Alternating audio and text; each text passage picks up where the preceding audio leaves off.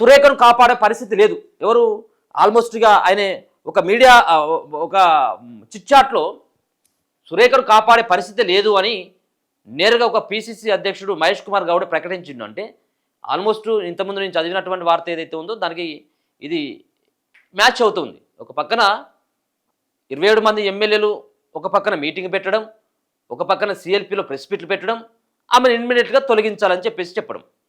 So Konda Surekha విషయంలో మొదటిసారి show cause notice లేదు కాదు, రెండోసారి ఇక మరొక పక్కన వరంగల్ జిల్లాకు సంబంధించినటువంటి ఎమ్మెల్యేలంతా కూడా మూకుమ్మడిగా అధిష్టానానికి గతంలోనే ఫిర్యాదు చేయడం జరిగింది. ఇది మొదటిసారి షోకాజ్ నోటీస్ వచ్చిన తర్వాత రెండోసారికి అనుకుంటా నాకు తెలిసి ఒక 7-8 నెలల క్రితం వరంగల్ జిల్లాకు సంబంధించినటువంటి నేతలంతా కూడా సో ఇక్కడ కొండా ఫ్యామిలీ పైన కొండా సురేఖ వ్యవహార శైలి పైన కంప్లైంట్ చేశారు.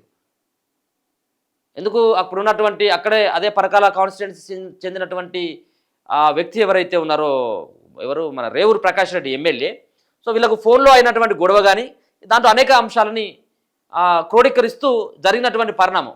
సో అప్పటి నుంచి వివాదం నడుస్తూనే ఉన్నది. సో ఇది మూడోసారి అంటే కొండా సురేఖ పైన అధిష్టానం దగ్గరికి రావడం సీరియస్గా. ఒకటేమో అది, దాని తర్వాతనేమో సమంతకు సంబంధించినటువంటి విషయం, నాగార్జునకు సంబంధించినటువంటి వాళ్ళ ఫ్యామిలీకి సంబంధించిన విషయంలో కొండా సురేఖ మాట్లాడడం. సో నిన్న ఆయన ఓపెన్ స్టేట్మెంట్ ఇచ్చిండు. సురేఖను కాపాడే పరిస్థితి లేదు, గతంలో అవకాశం ఉండడంతో కాపాడిన, మీడియాతో చిట్చాట్లో పిసిసి చీఫ్ మహేష్ గౌడ్ కొండా సురేఖను మంత్రివర్గం నుంచి తప్పించనున్నట్లు వార్తలు వస్తున్న నేపథ్యంలో పిసిసి అధ్యక్షుడు మహేష్ కుమార్ గౌడ్ కీలక వ్యాఖ్యలు చేశారు. కొండా సురేఖను కాపాడే అవకాశం లేదన్నారు. గతంలో అవకాశం ఉండడంతో ఆమెను కాపాడగలిగానని, ఇప్పుడు కాపాడే పరిస్థితి లేదని చెప్పారు. అంటే గతంలో సరే బీసీ నినాదం కావచ్చు, ఇంక వేరే కావచ్చు.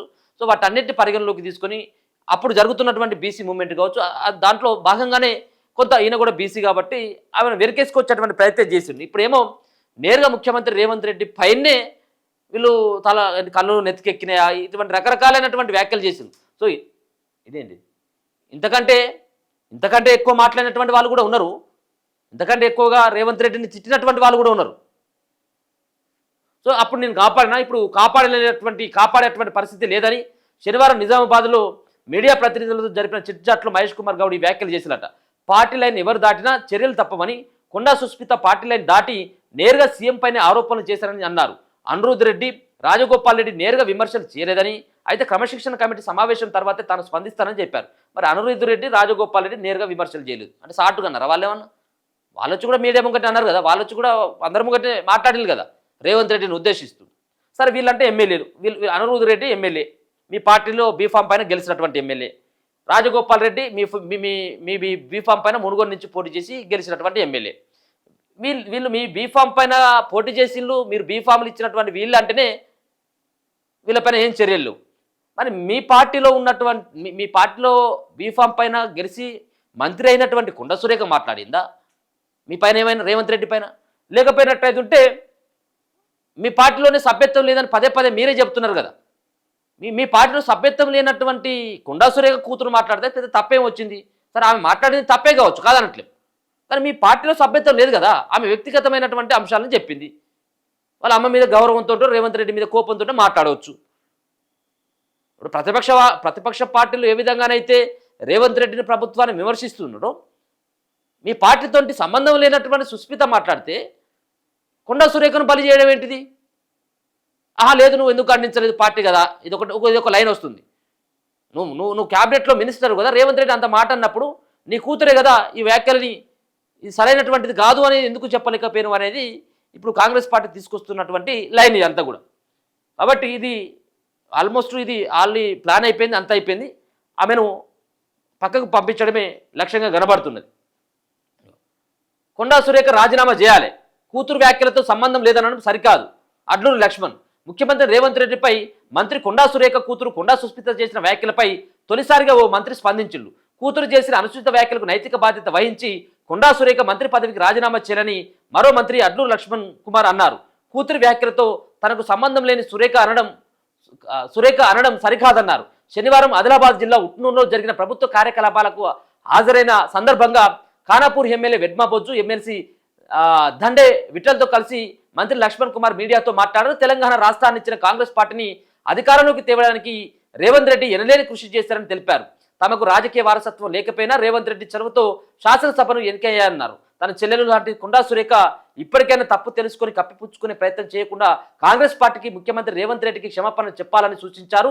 మంత్రివర్గం నుంచి ఆమె గౌరవంగా తప్పుకుంటే బాగుంటుందని, దశాబ్దాల కాలం తెలంగాణ రాష్ట్రం దొరల పాలనలో ఉందని, అందుకే ఐటీడీఏ నిర్వీర్యమైందని మంత్రి పేర్కొన్నారు. ముఖ్యమంత్రి రేవంత్ రెడ్డి ఆధ్వర్యంలో తాను అధికారులు కలిసి డిసెంబర్ 30లోగా ఐటీడీఏలను బలోపేతం చేసేందుకు కృషి చేస్తామని ఆయన మాట్లాడుకునేటువంటి ప్రయత్నం ఆయన చేశాడు. మరి కొండా సురేఖని రాజీనామా చేయాలని మీరు అంటా ఉన్నారు. ఇప్పుడు మీ పైన కూడా వ్యక్తిగతంగా కొంతమంది మంత్రులు మాట్లాడినటువంటివో లేకపోతే మిమ్మల్ని పక్కకు పెట్టేటువంటివి కూడా కనబడతా ఉన్నాయి. లక్ష్మణ్ గారిని ఆ రోజు కూడా చర్యలు ఉండాలి కదా.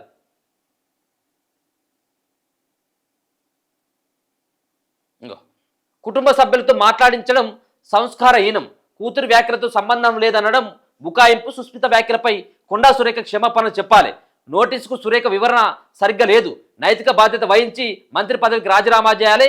చిన్నారెడ్డి వ్యాఖ్యలు సరికావు, రేవంత్ది 66 మంది ఎమ్మెల్యేల టీం, ప్రభుత్వ విప్పులు ఎమ్మెల్యేలు నిన్న స్పష్టం చేయడం జరిగింది. ముఖ్యమంత్రి రేవంత్ రెడ్డిపై అనుచిత వ్యాఖ్యలు చేసిన మంత్రి కొండా సురేఖ కుమార్తె సుస్మితపై ప్రభుత్వ విప్పులు మరికొందరు కాంగ్రెస్ ఎమ్మెల్యేలు తీవ్ర ఆగ్రహం వ్యక్తం చేశారు. సురేఖ మంత్రిగా ఉంటూ ప్రతిపక్షాల విమర్శలు తిప్పుకొట్టాల్సింది పోయి కుటుంబ సభ్యులతో ప్రభుత్వానికి వ్యతిరేకంగా వ్యాఖ్యలు చేయించడం సంస్కారహీనమని మండిపడ్డారు. తన వ్యాఖ్యల పట్ల కొండా సుస్మిత, ఆమెకు మద్దతుగా నిలుస్తున్న కొండా సురేఖ సీఎం రేవంత్ రెడ్డికి కాంగ్రెస్ పార్టీకి బేషరతుగా క్షమాపణ చెప్పాలని డిమాండ్ చేశారు. వివాదానికి నైతిక బాధ్యత వహిస్తూ కొండా సురేఖ మంత్రి పదవికి రాజీనామా చేయాలన్నారు.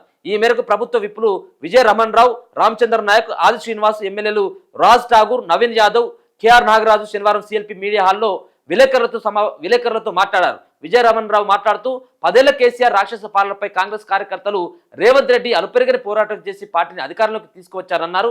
కొండా సురేఖను రేవంత్ రెడ్డి తన సోదరులా గౌరవించి బీసీ కోటాలో మంత్రి పదవి ఇచ్చారని తెలిపారు. తన ఇంట్లోనే ఉంటున్న కుమార్తె సుస్మిత చేసిన వ్యాఖ్యలతో తనకు సంబంధం లేదని సురేఖ అనడం బుకాయింపు మాత్రమేనని అన్నారు. సరే, ఓకే, మీరు అందరూ మంచి పని చేసిరు. ఒకరికి మీ పార్టీని విమర్శిస్తే మీ పార్టీ పైన ఎవరైనా కానీ ముఖ్యమంత్రి పైన కానీ మీ పార్టీ పైన కానీ ఎవరైనా విమర్శలు చేస్తే వాళ్ళని తొలగించమని చెప్పేసి అన్నప్పుడు ఇంతమంది పెట్టింది కదా. మరి రాజగోపాల్ రెడ్డి మాట్లాడినప్పుడు మరి వెంకటరెడ్డి రాజీనామా చేయాలి, నైతిక బాధ్యత వహించి అని చెప్పేసి మీరందరూ ఎందుకు చెప్పలేకపోయిన ఆ రోజు? అది కూడా చెప్పాల్సిన బాధ్యత మీ మీద ఉన్నది కదా. సో మంత్రి పదవికి రాజీనామా చేయాలి. పరకాలలో సిట్టింగ్ ఎమ్మెల్యే రేవూరు ప్రకాష్ రెడ్డి గురించి సీఎం రేవంత్ రెడ్డి మాట్లాడిన దాంట్లో తప్పేముందని మరో ప్రభుత్వ విప్ రామచంద్ర నాయక్ ప్రశ్నించారు. కొండా సుస్మిత అసలు ప్రజాక్షేత్రంలో ఉండి పనిచేశారని నిలదీశారు. తమ కుమార్తె వ్యాఖ్యలను ఖండించకుండా పరోక్షంగా ప్రోత్సహిస్తున్న కొండా సురేఖ నైతిక బాధ్యత వహించి మంత్రి పదవికి రాజీనామా చేయాలని డిమాండ్ చేశారు.